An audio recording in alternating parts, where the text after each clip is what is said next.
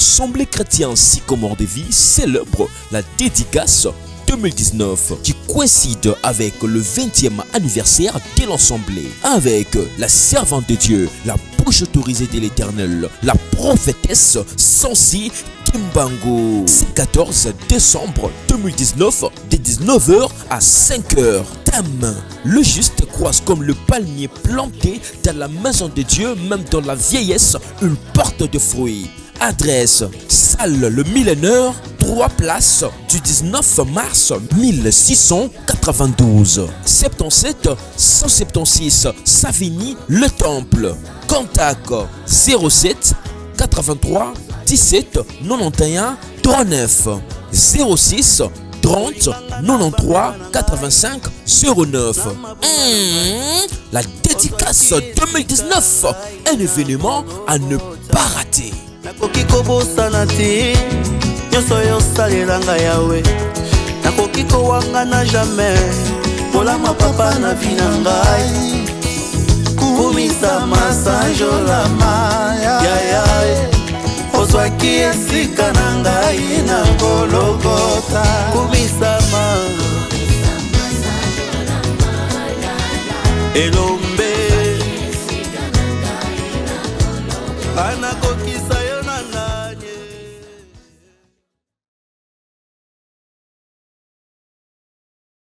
Ok, bakanga peke basala nzambe mususu ke bazo ke toi ke basala nzambe to ba musicien bazo ke ko invoquer na tom mobo sikongezo sanga paska po benga ba nzambe oui bakyo ko évoquer wana ba espiona biso basala ka yana batu basala na baninya na cimetière. Mais il y a des gens non mutu moment c'est que un vrai serviteur de Dieu au salé la nzambe na bosolo ata ba évoquer esprit no erosim okobi mate et dans la et pas bana rien. Non, personne témoignage moko mena bombi kombo.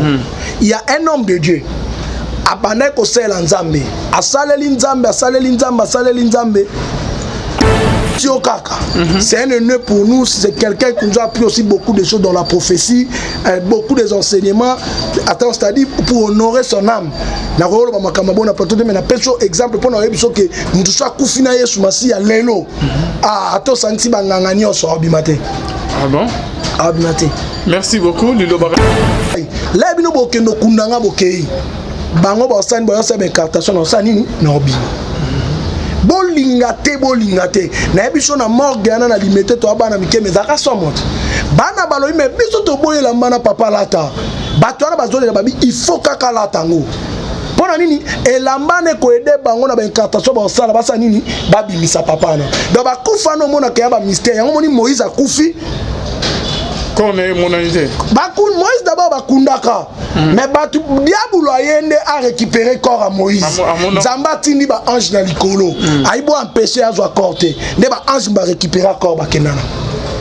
Po omona ke bibemba no mona yango na bakoko na biso na bakutime na biso surtout bat bakoli mingi na village omona na mapangu na bango bandoko na bancetre na bona basimanda omona problème eza na famille makambo esimba te mais moko akotele makuna abandi oganga na tombe ancêtre ça là quelque chose ça la boye koko na biso awa na Kinshasa na cimetière à Gombe ti lelo ezaliti soko kei omona tombe musu bakanga ba chaîne bache kadena pa bande ko na biso na selon leur croyance ba iba chaka ba kadena bongo so tuni ba bi muto abana sani abana bima yango to lande to yosani ni to yoka ko bima na ndeni ko bima c'est l'explication na croyance bande ko na biso ana komoni eza musika te na Gombe so keyo ko mona ba tombo bacha ba kadena minene na cimetière à Gombe. Shalom, shalom, bien-aimés dans le Seigneur. Un grand merci à vous tous qui êtes connectés sur notre meilleure chaîne, La Voix Céleste Nzela Lola Iska Bonzambe, et qui t'a en alloué mon amalo na misala Bonzambe, na Bonzambe, Lola, Ezo Futa Simana, Antoya Rolobake Nzama, Boeto Kwaye, Wapi Elongo, na Filo Mukwaya, Motema Bivense, de Homo depuis Londres, Maman Gisèle, Lukelo, Motema Papa Emmanuel, na Boston, les frères et Papi Kongenda, l'homme de Simangolo, depuis Chon de Fonzama Lola, Amonope, Amon à la bouche autorisée de l'Éternel, Kuna Nazirik, le pasteur Feza Amissia, Bonzambe, na Bonzambe. Lola ezo futa simana to ya roloba kenzama boto koye wapi bien aimé dans les scènes na émission de to ya mina tozali na mosakolia OK boyebi très bien qui n'est pas présenté to yeko vérifier to bengisi pour to vérifier information moko il paraîtrait que quand côté wa na église na e bakanga ki pasteur moko bien aimé dans les seigneurs en tout cas les animés to me kosolo na ye ki bonzame qui t'a vraiment na maloba na émission le to me kotune eza ye mo pasteur Antoine na mi un peu ko expliquer est-ce que ba makamo pe sala maka OK non pasteur mo ba sala na église asima na ekisi akomo bima na bandeko na biso ba benga bango ba ya ba folle abima na bana baso baza maboma est-ce que sala maka ke ba pasteur a sala na église a keneti ba komo kanga na ebeme nyonso wana bien aimé dans cette omeka ko solango na prophète et Gédéon bekanga oyo pe il paraîtrait que y pas na ba molo na meto me ko solana na émission de rien que la vérité. Shalom l'homme de Dieu. Shalom papa. Ça va?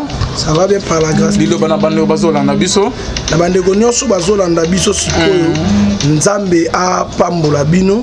Par rapport à la question na posé ezandeni ninyo toyoki nangam ya église na OK non ba pasteur moko bakanga ki enande komoko na kati ya bureau na e bilo mo ya bongo et bembe mais on va expliquer bon ezolo ba pena limité jusque là tozo kapeka ba rime ngone batu ba lo bakangi pasteur mo azo coucher na mutaliboma mais moi personnellement naza pena besoin na mon maintenant on a monité mais ce qui est sûr information zo beza vrai pour le circuler la limité mais le pasteur a question d'être évité ah non ayebanité yebanité ndeka batu ba lo bo pasteur moko bakangi na mutaliboma a coucher mutaliboma na kata bione parce que prophète Gédéon bekanga basi est-ce que qu'est-ce vraiment côté na kata église to mais on a ko beta biso entre biso na biso papa évangile ya Nzambe etikali constant.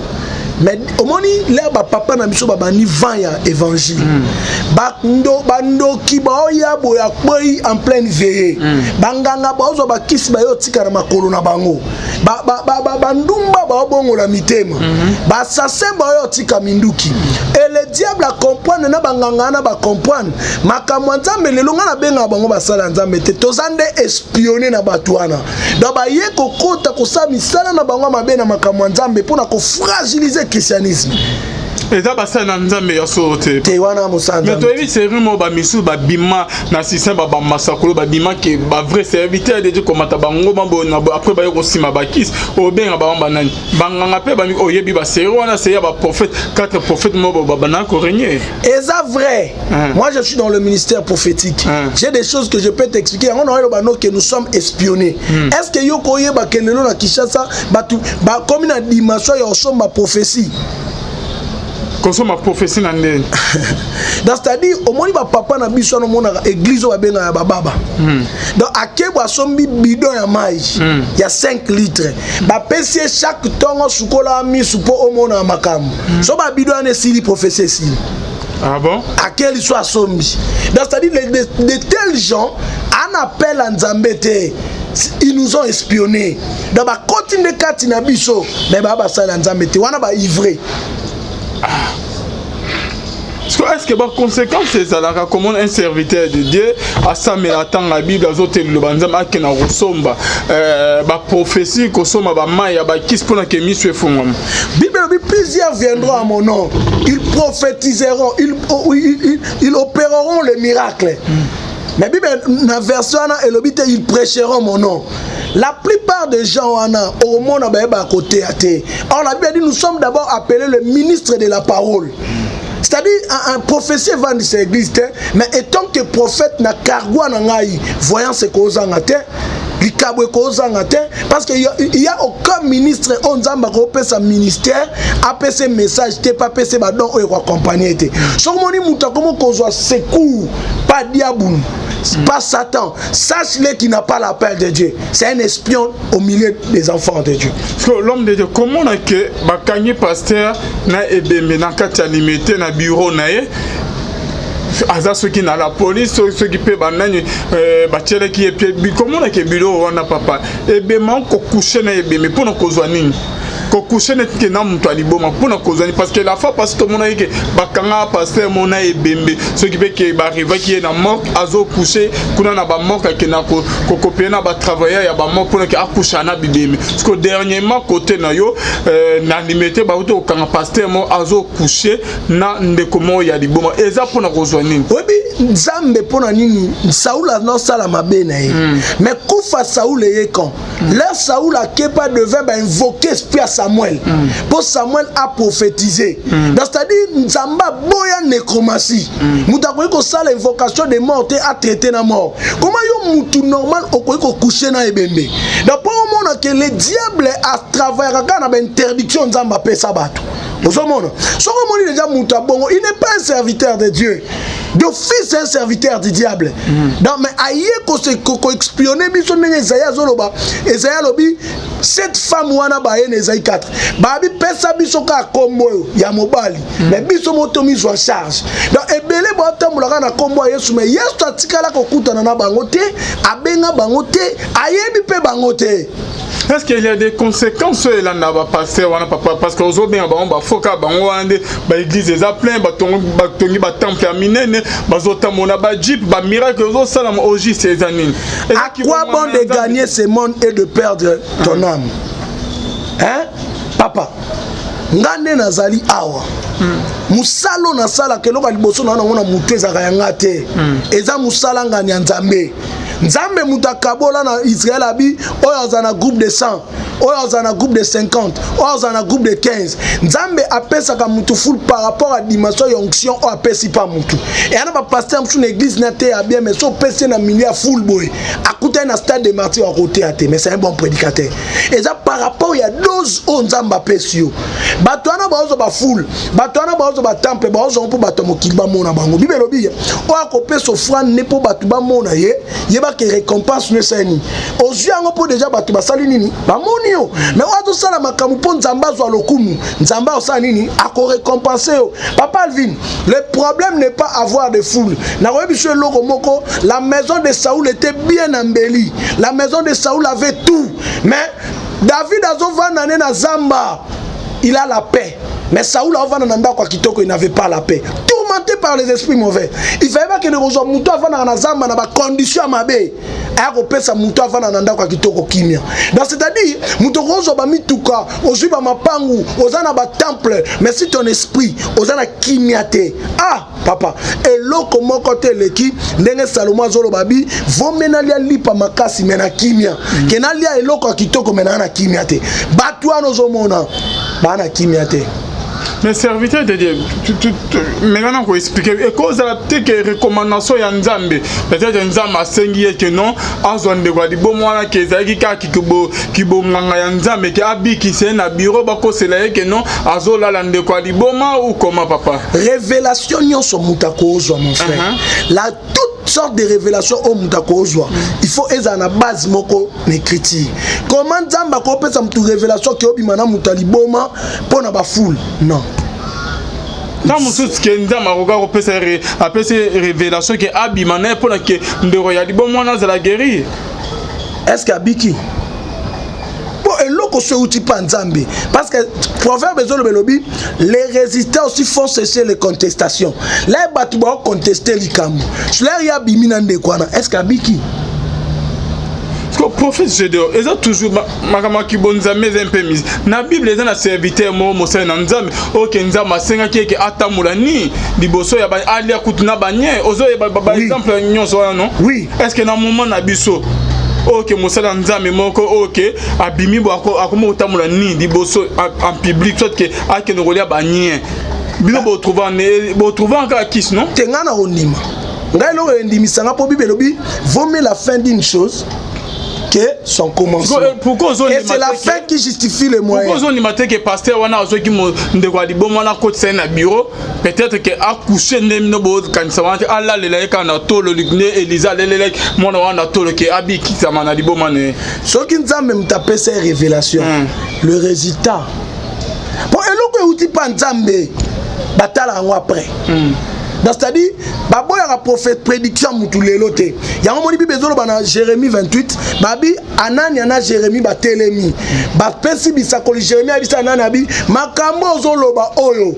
Eza boete après cela Jérémie azoloba babi anana botoli Jérémie échappe. Jérémie abi dans 7 jours yo kufa. Et alobi batu ba yo kiti. Si malobane ou te panza ba causer la 7 jours. Après 7 jours ba comprendre kanana seni akufi. Donc Jérémie était prophète. Ce qui nous a mutapé si muta inspiration. Et ça m'a bête, mais le résultat après cette inspiration. Résultat zani. Obimina mutana moi nana liboma. Abiki. Tam so atika obika sima boyebite. Ah papa. Oyebi d'abord et l'autre qui sa mutubi baby, c'est au nom de Jésus, à mon nom, vous chasserez les démons. À mon nom, vous guérirez le malade. Nga croire à peine ma pratique. Na croire qu'en orientation, na croire qu'en inspiration. Mais inspiration mususu. Ba ça là on a publicité, pe ya mi balé ba inspiration mususu. Il faut bien réfléchir avant de le faire. Et on a ba révélation mususu nzamba repé ça yomoko. Mais il faut bien réfléchir par rapport à cette révélation. Parce que dans le canal, il y a on a 3 sources de l'obaka. Nzamba l'obaka. Satan l'obaka. Pe mbomoto ya mutu l'obaka. Donc mutu ndenga zaboye, nzamba l'obaka. Satan zo l'obaka pe kakatino. Pe ndengo zana yomo pe papa no bomoto esani et l'obaka. Quand c'est-à-dire un prophète, il faut discerner, ça c'est moi, ça c'est Dieu. Ça c'est le diable. Yango moni yeso akota na Jérusalem, Pierre a ebisi abi, maître n'est-ce pas kuna ba obomayo. Abaluki a comprendre que oh Pierre na ngate. Atali abi arrière de moi Satan. A comprendre que elobelio. Et ça Pierre te, ça c'est le diable. Même comme ça Tuni, qui suis-je? Baloyi Pierre abi, tu es le Messie. Et si Pierre a makambo lobby. Et on a maïté, on a maquillate, tata n'a seni à espio. Donc c'est-à-dire, un homme de Dieu, il faut discerner les choses. Il faut y avoir que quand est-ce que Dieu parle, quand est-ce que Namon on le bat. Yamoni Elia télémé abi, moule ko bête pendant 3 heures et demie, abi sinon à ma parole. Donc Elia comprend que ça c'est pas Dieu, ça aussi ce n'est pas le diable, mais c'est moi Elie qui parle. Dans le langage prophétique, nous avons 3 sources d'inspiration. Dieu parle, l'homme à l'obaka, le diable parle au baka. Vraiment, ce que le message nous a ça, na bandero ya église, ba o bazo la na suite ya événement et salami na limité papa. L'église corps de Christ ce qui kamane salami bongo. Biso to ko tika Yesu te. Biso to kanga mana Yesu. Na photo yeba ke ivre ezali blezali, mais biso rôle na biso ezali nini tozo bunda to kota na église universelle. Dans l'église locale, il y a trop de réalités. Mais pour que nous sommes espionnés, mais le maître de la moisson roya a séparé ivraie na blé. C'est-à-dire mettre le bito kola bongo. Toujours continuer bongo. Mais l'autre est important. Moi, dans un sur place à Fandi, il faut au bon de l'esprit à discernement des esprits et à la catino. Prophétie, c'est la prophétie. Tala acte 16. Moi, je suis en sakola makambo solo. Mais Pierre, Paul l'air à yokie. Paul a dit, esprit de Python, sors. Paul avait le discernement des esprits. Même des bisous toujours loba. Ndé batu balanda kabe mission na biso boy. So y mutana discernement des esprits ba ke o aza vrai, o aza aventurier, o aza escroc. C'est-à-dire il faut avoir l'esprit de discernement. Oza faux, oza escroc, oza aventurier, to oza nani na kati na ninyo tanyo smisatwana. Azolo balobi mon enseignement, ma prédication, on a zoté abino, et vandika na ba discours 20, mais ça accompagné na démonstration il y a puissance. Yami balé Paul alobi si pour les autres je suis pas un apôtre, mais pour vous je suis un apôtre. Yami ça tout Paul balobi enseignement na pesibino, même ange a outil likola kiti. Ayo loba le contexte qui soit anathème. Donc c'est-à-dire mutu faut la constant appel na yo. Oyebo nzamba bengo, moi je te dis, même 500 millions de personnes ba télémi devant moi, ben si tu es dans le faux, na yebi sabango que je suis dans le vrai. Enseignement na zanango, bonzambo na zanango, appel na zanango au fond de moi, na yebi que authentique. Pe mutu soko moni batu nyonso bandima koza nzambe te. Il faut ça. Oui. Il faut ça na batu baboya. Ko popola lo balobi si pour d'autres personnes ba Paul peut ba kutana na ba résistance. Abiso il pona batu musu naza apôtre te mais pona bino je suis un apôtre. Donc c'est-à-dire naza na batu oyo ba ondimanga prophète Gédéon Bekanga étant que père et ana mutu musu pe na droit na ye akoko benga escroc musu ba ko benga aventurier mais la plupart ko benga aventurier akoko benga escroc c'est un homme charnel. Mais mutu soki au côté na dimension de l'esprit nzamba oyebi soki suis. Amen. Parce que là on est pour ça bino que beaucoup antina niveau aussi mabakis. Quelqu'un a reconnu aussi makis parce qu'il n'a pas l'appel. Et belle pe babandaka ndengozolo babo papa yo soki omoni nzamba kutena mutu omoni même Samson Bible pesi be exemple nyonso Samson ba ebisi yo pouvoir na yo onction evai na suki abeteli delila bakati suki bakbomi emisu mais les suki koli Samson bino mwana na mutabi même nga au milieu des colonnes Samson a na deux colonnes abuki Samson a kufa mais mission Samson zaka obomba Philistin Samson kolana kufa sikona banani na ba konza ba Philistin na ba en d'autres termes nzamba ko pesa mutu mission monter sur la terre pour suka na nzela soke uta ipanzame ata au libérer Dieu va te récupérer au na mission no tina suka là où il y a l'appel de Dieu kasi ba mission baba ke Moïse a sa mission na été te wana ba alo ba ke Moïse a sa mission na été wana kosi parce que tout ce qu'on vit ça c'est dans le plan de Dieu dans la terre promise c'est dans le plan de Dieu oyebi eza lokola na koloba no révélation moko mais et si c'était ba débé belé mais au moins le quoi non qui masimata non pesa ka flash on comprendre non mal benganga na coulisse on aura le temps de te parler et on aura bateau ba boya délivrance au moins mutu musa bio le quoi Yesu déjà abenga biso akufela biso c'est fini le sang de l'agneau et bimisa ban Israël en Égypte mais na désert et kota bango kanate le sang de l'agneau OK le sang ya nyama et bimisa bango ka d'Égypte koti bango désert mais na désert pour ba kota kana batona ba bunda masse quitter mon frère Joshua sali babitumba na babitumba mais ni ne koti sa bango kana kasi on a zolo bat le sang ya Jésus et longola mutune en Égypte et même en église mais en église pour hériter ton Canaan et c'est un sacrifice na ba prière par là dans par là que la délivrance existe il y a des choses il y a des géants à renverser il y a un moment où na ba vitala nena lobelo révélation mo so makas na ko informer bi que Yesu abenga Pierre des fois en loba donc moi na mosali nzambe to moi na nzamba solo on soit premier appel pour les salis mais deuxième appel pour hériter l'héritage du royaume il faut soit deuxième appel premier appel akuti azo péché ba mbisi na ye abi yaka je te ferai pécheur d'homme tika musalo Pierre baké mais Yesu sa Pierre abi hier soir Satan t'a réclamé pour te cribler comme un froment j'ai intercédé pour toi donc c'est-à-dire Satan bangi Yesu te pas réclamer muto banga ne biso ba pasteur donc okoyamba Yesu otamola Pierre kuta yamba te mais Pierre otamola na Yesu mais Satan est ko réclamer mais na ba réclamation na lorsque le diable nous réclame arrêtez ma biso pas une option à point de départ place de Outaka. En réclamant, ok, vas-y, si ça, non. Pendant qu'il réclamait Pierre, il n'avait pas donc sa Pierre à point de départ. Azongi sena ko péché bambisi na ekuna. Ok. Yango moni tant mettre à Koufi, Pierre a hésité. Azongi sou ko péché bambisi. Mais Yesu est-ce que pour la deuxième fois. Abina lobi, zwa monama boaka kuna na katikati. Garçon na lobi ngana péché butu mobimba. Nazu le côté maître habité kende susu l'air a talibou mise bimé comprendre au maître ayo fukama mon maître c'était le deuxième appel pour Pierre on moni Pierre oana ya liboso wana ba benga katuna maître abi maître to lando to zwani dans c'est-à-dire magaza kana Yesu abanga mbanda simbate yami balende suko comme na niveau anani ana safira bateki lupang ba kosi ba kufi dans c'est-à-dire ba monter kabilo ko boya na ma colonie dans c'est-à-dire il y a le premier appel c'est pour entrer au sali mutu soko yambi Yesu ko mo konpe mo bikisi o vaincre la réalité familiale, on vaincre la réalité mususte au kota nolola. Mais il y a des choses pour vaincre sur cette heure. Au Koya Mbayos le quoi mon compte au Bix mais il y a des combats à faire.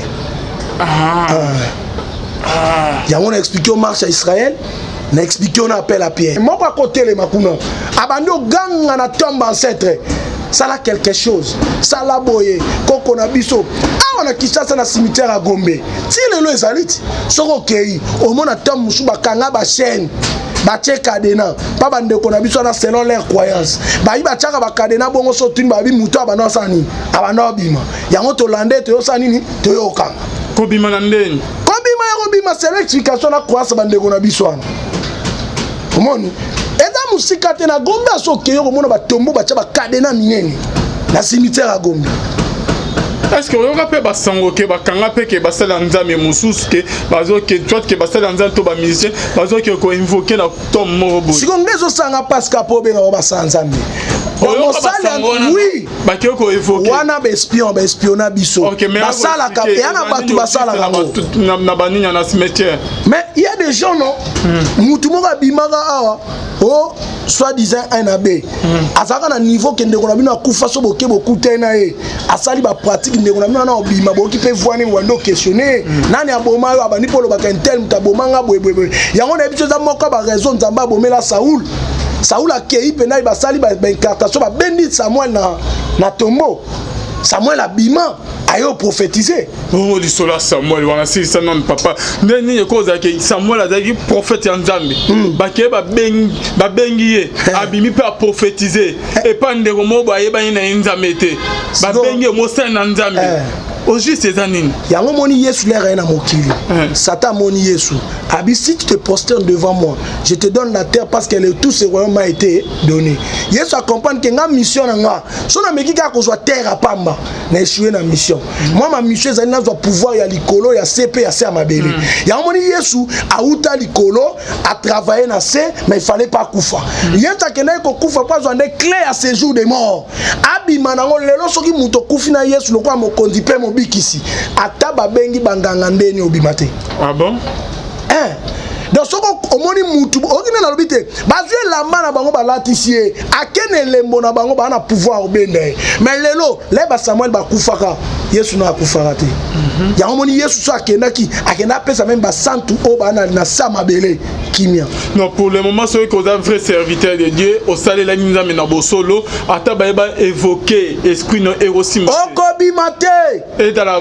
pas bana rien non peso témoignage moko mena bombi kombo il y a un homme de Dieu abandé ko sela nzambe asaleli nzambe bakoko na bango ba utimboka ba yebi na famille na biso elembo za nango et chaque temps l'air obota maka so imuto ana kufi na bano ba obota matoye ba keye wazongi yo l'air obota mana elembo ana eloko nyonso sa na vie n'importe quel eloko sala biso tokoya to sali ba travail na biso coutumier eza nango mabete et ko accompagner yo l'homme de Dieu pas ko na piège ana ndimiango andimiango aiba ça va basali ba travail de kwa mata abuja Kinshasa abuja poto na voyance na prophétie na makamunyoso jouyebe mande kwana batu baye basala nzambe tozalaki ana totelemi bakoko na bango baye baifu basa ba cérémonie ba récupérer biloko bachaki na nzoto bakati ba poala makolo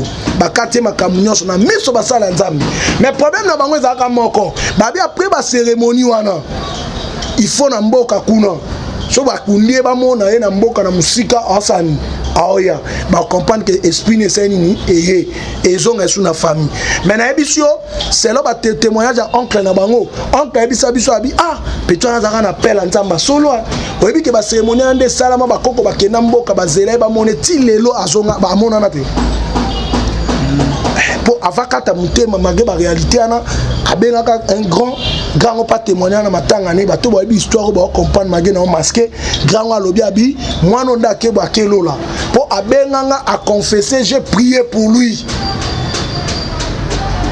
donc l'air à confesser ba prier pour na ye akufande tolo baboye c'est-à-dire lelo ndeza ibasala tout azonga bimate ozobeta lisolo anene te wana na kota ya Jérémie Mayemba so wana nde mtolo OK ba pasteur Kizamina ba ya reprier c'est ça non ngana ebi makamwa toza na émission non yondo lobi toza na émission ngana ebi sio kaka c'est un honneur pour nous, c'est quelqu'un qui nous a appris aussi beaucoup de choses dans la prophétie, beaucoup des enseignements. Attends, c'est-à-dire pour honorer son âme. Na rolo ba makamabo na plateau de mais na peso exemple pour na ebi so que mutu so akufina Yesu masi ya lelo. Ah ato santi banganga nyoso abimate. Ah bon? Abimate. Merci beaucoup. Lilo Barasna Bande Bazola concernant ce sujet Nabiso ya Lilo. Bande Konyoso Bozola Nangai. O nyoso za na pratique ya mabe. Nzamba za capable de pesa nyoso. Batu nyoso nzamba tombola na mokili. Bazalaka na ba guérison te. Bazara peka na prophétie te. Nazu exemple évangéliste munene no kwa Jimmy Shwaga. Lorsqu'il parlait de la repentance batu baole la bandumba boti ya kindumba. Basoda boya na minduki bayotika. Nzamba elevaka mutuka te poza na do prophétie. Nzamba eleva mutuka te po na do guérison. Mais nzamba elevaka mutu par rapport eloko a chepa na ope o comprendre ngo. Nzamba otombola neyo. Peu importe domaine aux alliés.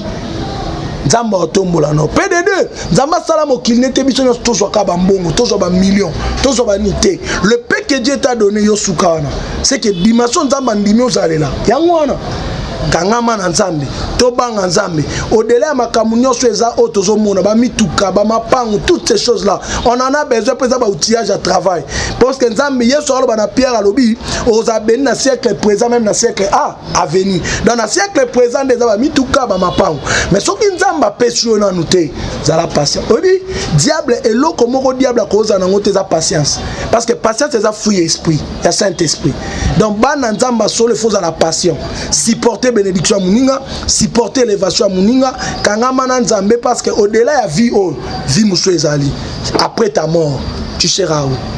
Je vous en supplie au nom de Jésus. Eux allaient nom de Dieu. D'abord c'est une honte. Na te araye sous mena conseil qui n'en fait. Te wanga na kokanamate. Je parle de nom de Jésus, mais je suis conscient que Yesu non lobo eza nango superficiel. Te wanga na kokate, na ibela munoko, na ibela bargimo, na nyoso na sa satana, na otika londima tate na seconde monga na kenan fait. Merci beaucoup, professeur de Ombekanga. Il y a ONG Sandegeni. Le 24 décembre, awa, dena lobai ke ane mobimba to vandi to le to meli. Le 24 décembre, awa, to zana journée na biso ba veuve na ba orphelin. Dena yebsa bandeko nyonso ya bonne foi. Wane zaka ONGT. Mais wane zala rande pena bo na pesi communiquer na ba quartier na biso na commune ba veuve na ba orphelin ba ye. Parce que tu vois derrière les ONG bonzambe na mona ngo pena piste. Là ça dépend que de moi. Parce que mutako mozo ba mbongo ba na batu ya omosoma mapangu na ba mituka na sima batu. Wane ya bonzambe te. Nga personnellement za ONGT na sangisaka bango na ba rentrée scolaire na PO na za ngo na pesi bango ba kaye na pesi bango ba bic après baké. Mais kasiti quand il sera affermi. Il n'était pas encore affermi. Il n'était pas encore affermi. Comment ça? Est-ce que oyebi que tu as des chroniques 2:1 au monde Bible le Bible et puis affermi ton trône. Nzamba repeso libala mais faut affermir en Nzamba repeso ba voyage, repeso musala il faut affermir en Nzamba repeso responsabilité il faut affermir en La Bible dit Salomon a affermi son trône. Donc c'est-à-dire malgré tatana tikele bokondi, il a compris qu'il faut affermir le loco. Affermir en neni, azuba nyama. Abomi comme c'est l'eau affermi c'est-à-dire et ça comme c'est l'eau qu'on a puissant et l'eau qu'on a maîtrisé et comme makasi Nzamba repeso libala mais faut affermir ce mariage là. Et par rapport à Pierre? Et par rapport à Pierre, ceux qui appellent, il faut... appelle mes réclamations mon rebande au bende tu es ça que péché Pierre wana il fallait jouer sous deuxième appel mais à côté parce qu'on appelle à mi balé et lili na ye comme big sabatu appelle à mi balé batu ba te kabilo ko boya na ma colonie donc ça dit nzamba okoyamba yesu no kwa mo consiper mo big ici ce n'est qu'une première étape il y a encore des choses au kuta na mo ba géa baza pour vivre Canaan yo. L'homme de Dieu, prophète Gédéon Bekambando, Bazola Nabiso, toujours dans le cadre informé, Bino. Et comment on est que la fois parce que tu n'as pas émis son moto, tu as cette nabisolo, il y a cola la nabibembe. Hein, série mopé que l'on a bana ko régner ma casse. Et Danilos qui est ok aussi ma kiss, batunyo que nous la na bembe. Pourquoi? Et bien ma sœur Koufana et l'on n'y a kuna ya mutuya. Oui, na koyo lobelo mo eza vraiment makasi omoni ebembe na ebembe mystère ezala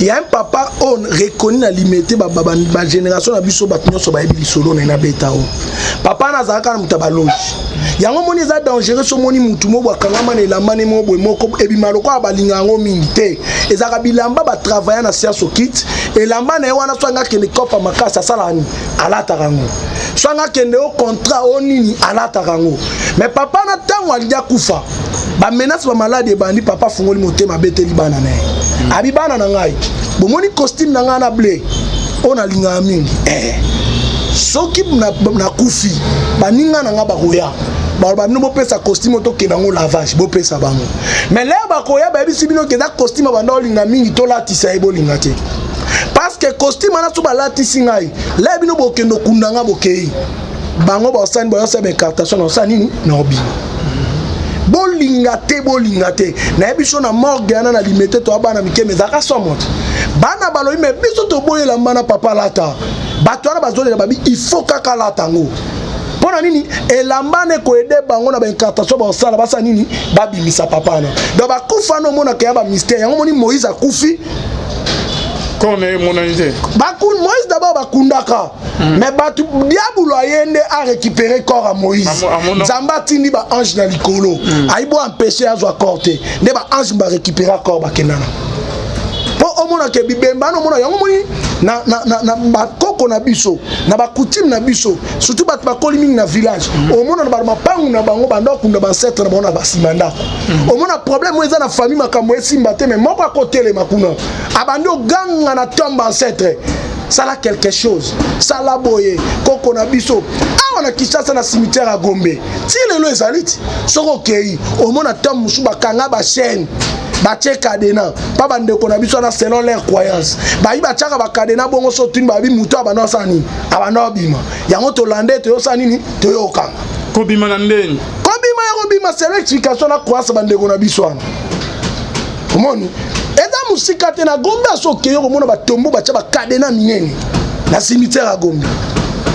Est-ce que vous avez pas sango que bakanga pe que basala nzambe mususu que bazo que toi que basala nzambe to ba musicien bazo que ko invoquer na tom morobo si on ngezo sanga pasca po be na ba sanzambe oui ba ke ko invoquer wana be espiona biso basala ka yana batu basala na baninya na cimetière mais il y a des gens non mutu mo ka bimaka awa oh soi-disant un abbé azaka na niveau que ndeko na bino akufa so boke bokute na ye asali ba pratique ndeko na bino na obima boki pe voine wando questionner nani aboma yo abani polo bakentel mutabomanga bwebwebwe yango na biso za moko ba raison nzamba bomela Saoul akei pena basali ba incartation ba bendi Samuel na tombeau Samuel abima ayo prophétiser. Oh lisola Samuel wana si ça non papa nani cause que Samuel azaki prophète ya Nzambe ba bengi ye abimi pe prophétiser et pas ndeko mo ba yeba na Nzambe te ba bengi mo sen na Nzambe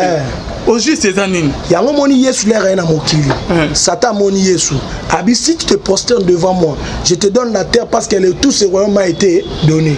Yesu a comprendre que nga mission nga so na meki ka ko zo terre apamba na échouer na mission moi ma mission c'est na zo pouvoir ya likolo ya CP ya ser mabele yango moni Yesu a uta likolo a travailler na C mais il fallait pas kufa Yesu akena ko kufa pas zo des clés à séjour des morts abi manango lelo soki muto kufi na Yesu lokwa mo kondipe mo bikisi ata babengi banganga ndeni obimate. Ah bon?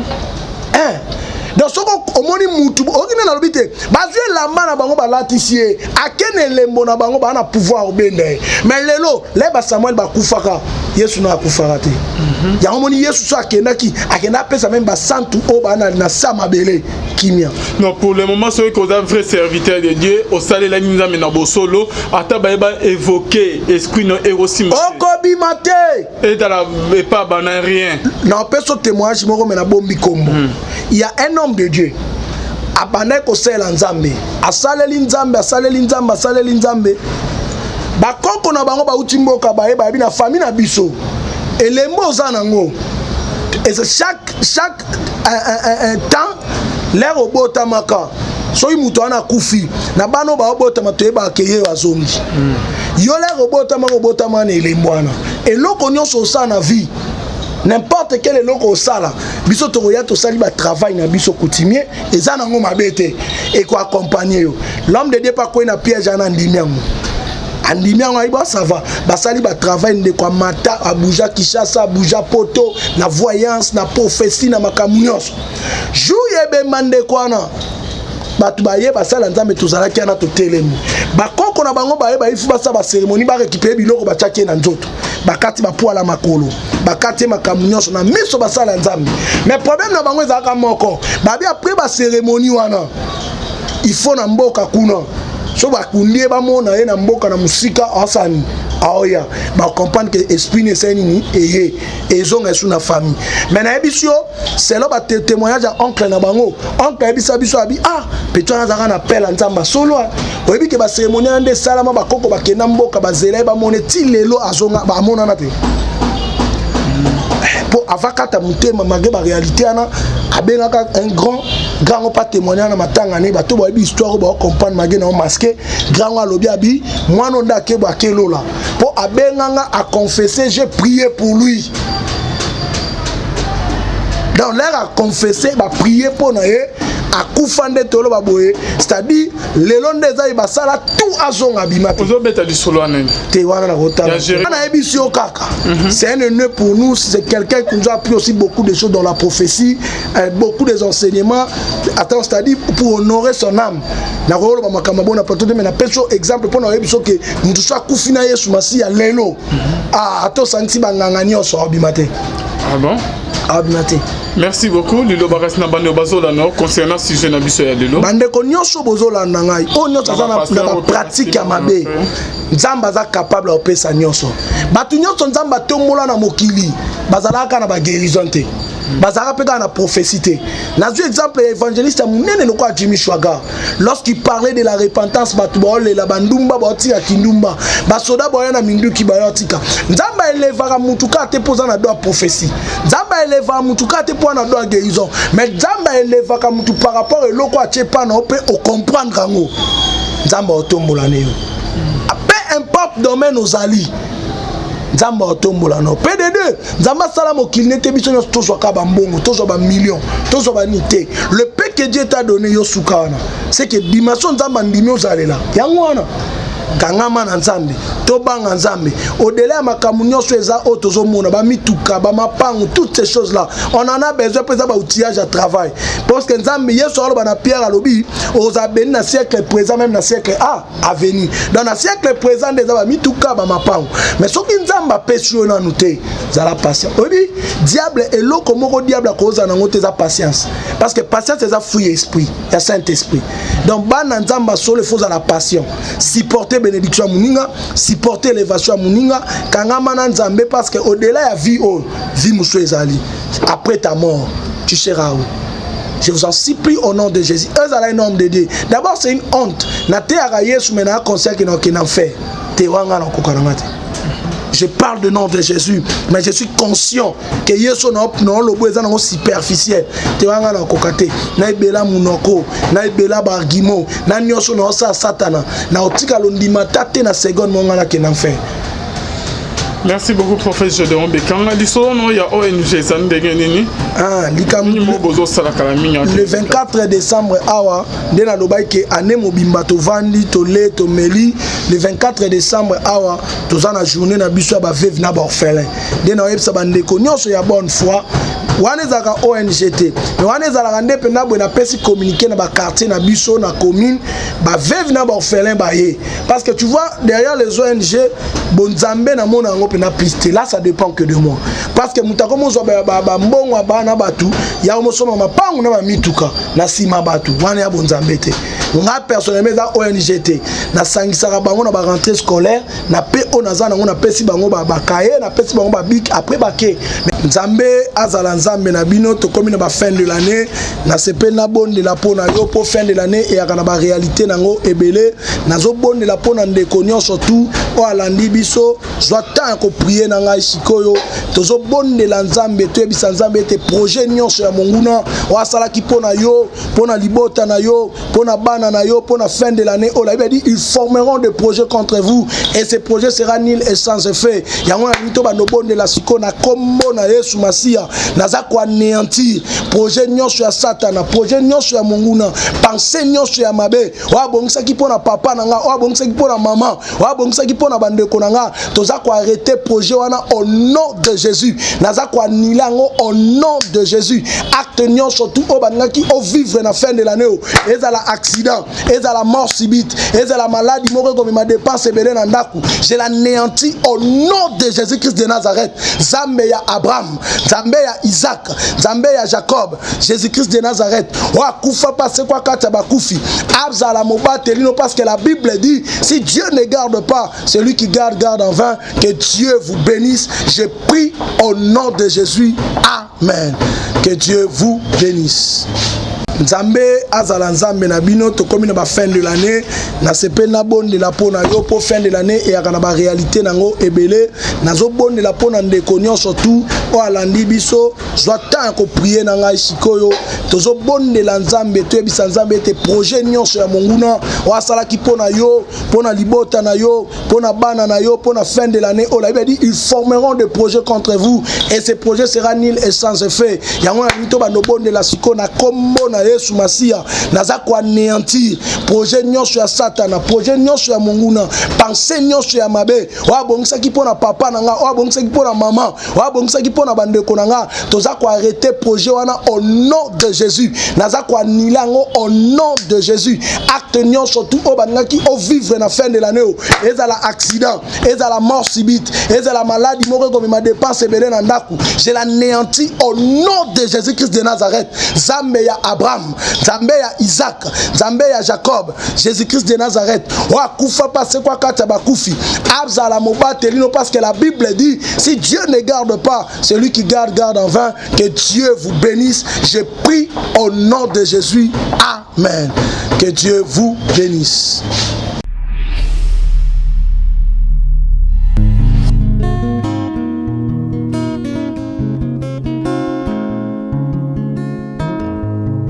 Le temps passe et ne s'arrête jamais. Alors réveille-toi mon ami.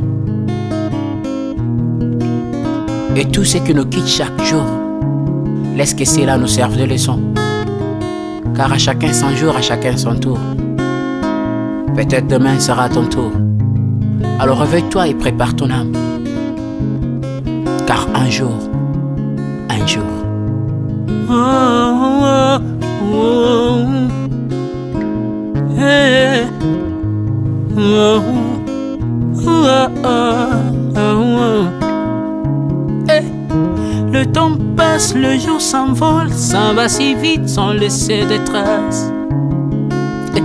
Comment faire pour l'arrêter, car il nous amène vers le jour de départ. Yeah. Tout s'effort avant nous, n'ont pu l'arrêter.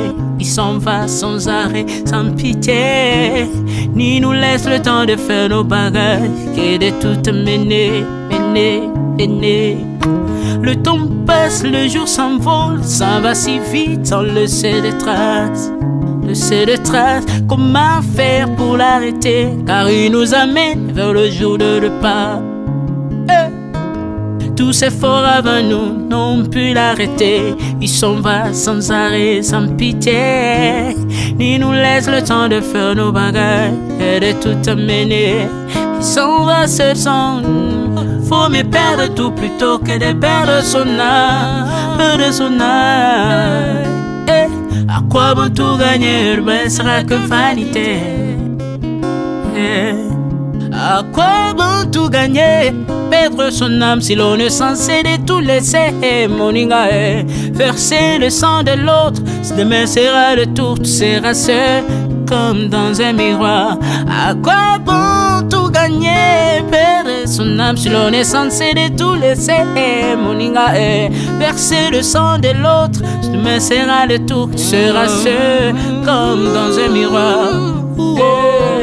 Où tu rendras compte devant le Seigneur toute ta vie sur terre. Après avoir tout gagné, l'on s'en va seul, sans rien amener. Faut mieux perdre tout plutôt que de perdre son âme.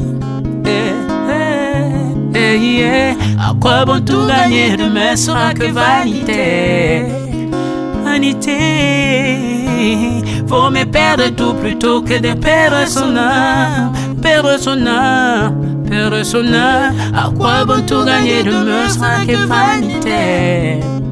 Moninga, Moninga, Moninga, Moninga, tala tango ekoleka Moninga, Moninga, tala bato bako kende. Okosala lolendo na mokili okanisi mokili yango yayo, tala bato bakoleka. Tango ekomema ngai, tango ekomema, tango ekotika moto te. Bakulutu bayakala basi bakende Moninga, tala tango ekomema. Papi Charles Mombaya si akenda kala, otango otango eza komema. Ya Marie si akenda ye misa mungolo tala tango ebemi ye. Papa de baba si akenda kala, tango tango eza koleka. Ale moloto si akenda kala, otango otango eza koleka. Ata mobutu sesese kokukungwendo wazabanga asi akenda kala, tango eza koleka. Mzee Laurent Désiré Kabila akenda kala, tango eza koleka. Tango ekotika moto te, tango ebangaka mokolo te. Liwa bangaka mokolo te, abangaka peleki te. Abangaka motambongo te, yokaka pe mobola mawa te. Liwa tango yaka amemaka moto nyonso, moto nyonso. Tango ekoleka lengela bomoi na yo epana yawe. Tango ekomema lengela bomoi na yo, mokolo na yo ekoya okokende ndenge nini. Le temps passe, ne s'arrête jamais. Le temps passe. Moninga, Moninga, tala tango ekomema. Moninga, Moninga, tala tango ekoleka. Moninga, Moninga, Moninga, tala tango ekomema. Moninga, Moninga, tala tango ekomema. Tango ekotika moto te, lengela bomoi na yo. Tala bato bakokende osala ndenge nini okotikala ebende te, okotikala ebende. Le temps passe, ne s'arrête jamais. Le temps passe, ne pardonne jamais. Le temps passe, ne s'arrête jamais. Lengela bomoi Moninga,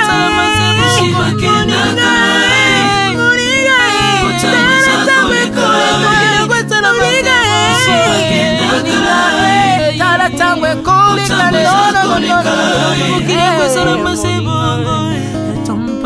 Ekolo nyonso bato bakokende tango eza koleka. Alela pona nini, alela pona nini, tango eza koleka.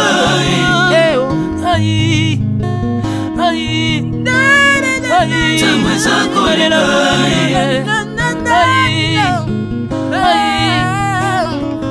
Tango eza koleka. Le temps passe. Oh, Alvin et Béa, tala tango ekoleka. Tala tango ekoleka. Nabongisa bomo nanga pona nini. Bato bakokende biloko nyonso ekoleka. Nalela tina nini. Natangisa makila na boma bato pona nini. Soki nyonso ekoleka un jour. Nabanga kufa pona nini. Soki naza putulu ya pamba, mokolo ezali na koleka. Le temps passe.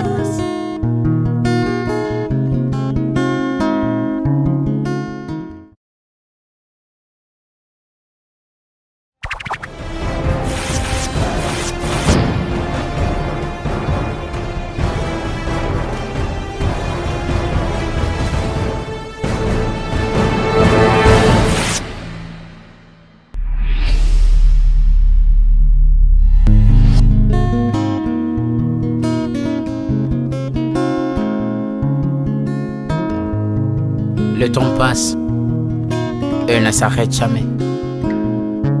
Alors réveille-toi mon ami. Et tout ce qui nous quitte chaque jour, laisse que cela nous serve de leçon. Car à chacun son jour, à chacun son tour. Peut-être demain sera ton tour.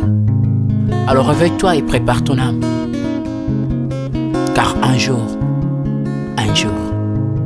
oh, oh, oh, hey, oh, oh, oh, oh.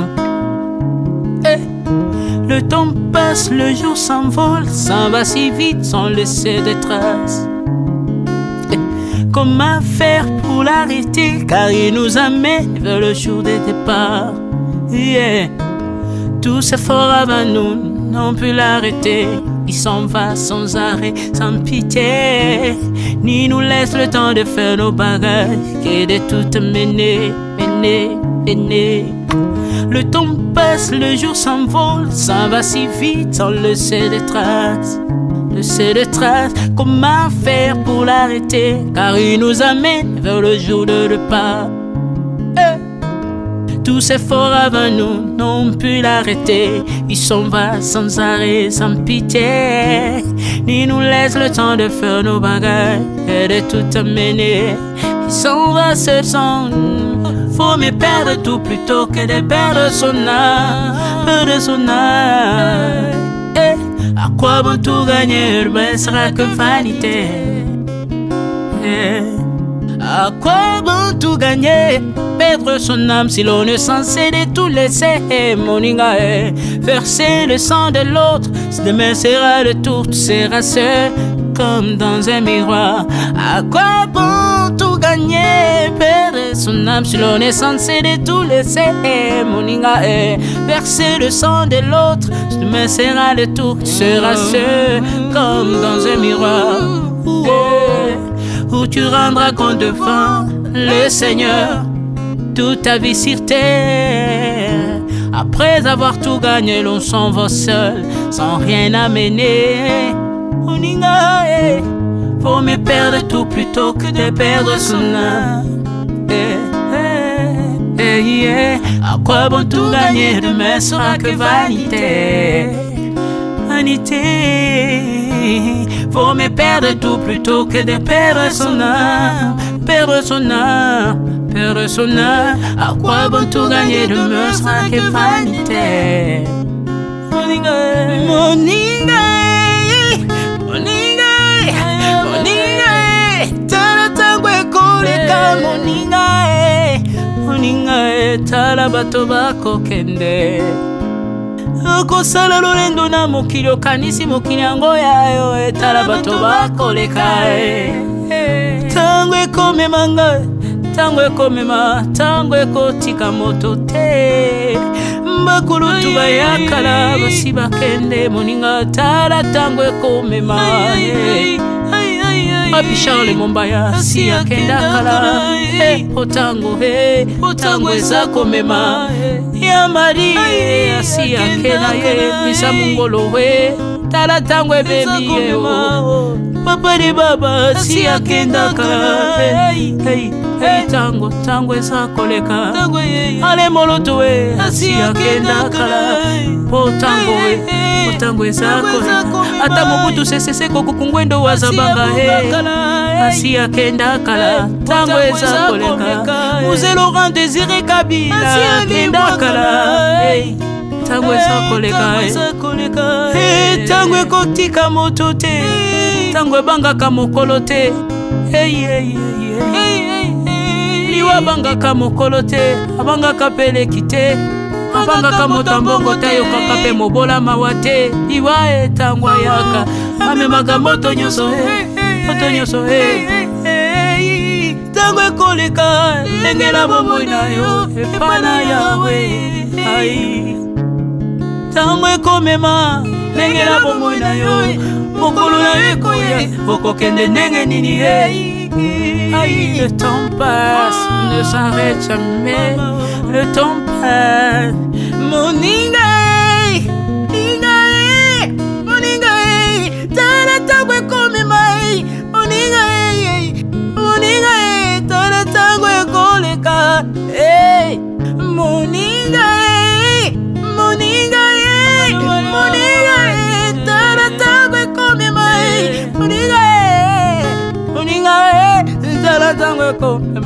Tango ekotika moto te Nengela bomoi na yo Tala bato bakokende Osala ndenge nini ye Okotikala ebende te Okotikala ebende Le temps passe, ne s'arrête jamais. Le temps passe, ne pardonne jamais. Le temps passe, ne s'arrête jamais. Lengela bomo Moni lengwa salama Shiva kenaka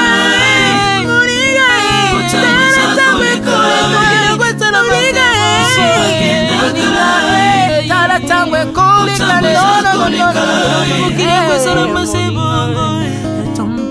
Ekolo nyoso bato bakoke Tangwe za koleka Nalela pona nini Nalela pona nini Tangwe za koleka Ayi Tangwe za koleka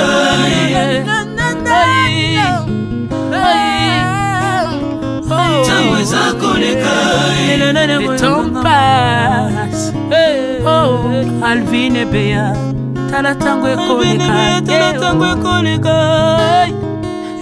Nabongisa bomonanga pona nini Bato bakokende biloko nyonso ekoleka Nalela tina nini Natangisa makila na boma bato pona nini Soki nyonso ekoleka un jour Nabanga kufa pona nini Soki naza putulu ya pamba Mokolo ezali na koleka Le temps passe